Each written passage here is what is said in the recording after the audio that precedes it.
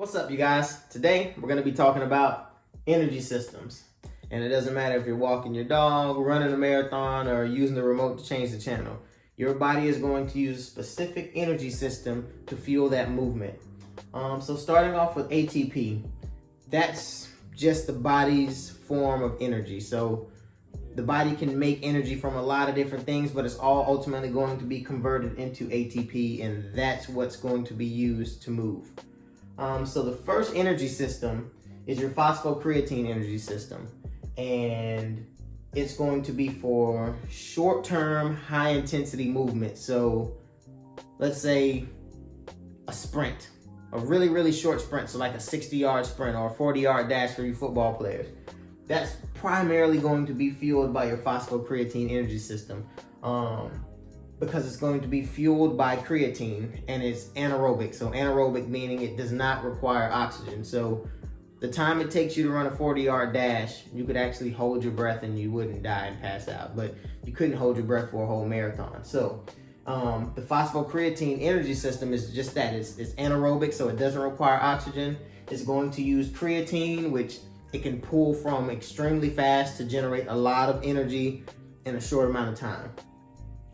Now, transitioning from the phosphocreatine energy system, you're going to go into what's called glycolysis, which is just the breakdown of carbs, breakdown of sugars. So regardless of if it's sugar that's stored in your muscles or sugar that you're taking orally, or that's where this energy is going to come from. And so it's the breakdown of those sugars that are also going to generate energy for short-term, mid to high intensity movements. And it's also anaerobic because it won't require oxygen to break down that sugar. It can use it like right now.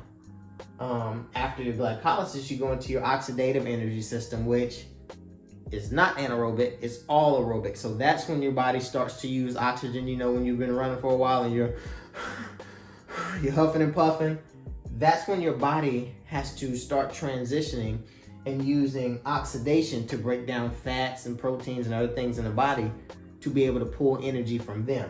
So, like I said in the beginning, you have creatine that's already stored that you can use it right now. And then you have sugars. So your body's gonna go from the creatine to the sugars. Now it's like, okay, we're out of creatine, we're out of sugars. Now all we have left is fats and proteins. So your body begins to break down these fats and proteins to produce energy, but it takes a long time. That's why the intensity for the oxidative system has to be so low, because it takes so long to break down to yield some energy, to yield some ATP.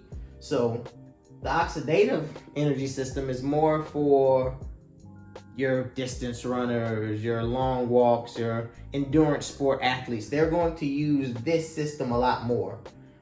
Which brings me down to why, because I can go into a little more depth with this. But it's more important to know which energy system your sport falls in or your type of training falls in, because then you can avoid doing pointless things. It doesn't make a lot of sense for a distance runner who is going to primarily operate in an oxidative energy system to do a ton of phosphocreatine work. So a bunch of 10-yard sprints. That doesn't do a lot for somebody who is going to thrive in this energy system. The same as a sprinter. An Olympic sprinter is not going to go out and run 30 miles a week. It does them no good. They need to focus on building up creatine and carbohydrate stores, because they're going to use that more. So their training should mimic which energy system they're using. With your muscle fibers, like we were talking about in the last video, your type 1s, they're for low intensity, long duration things. So which energy system do you think lines up with your type 1 muscle fibers? Oxidative. Your type 2s, which were my favorite for the explosive, more dynamic movements, they line up with these two energy systems. These energy systems fuel those specific muscle fibers. So, going over everything one more time just so you kind of get a gist of what's going on. ATP is just the body's energy.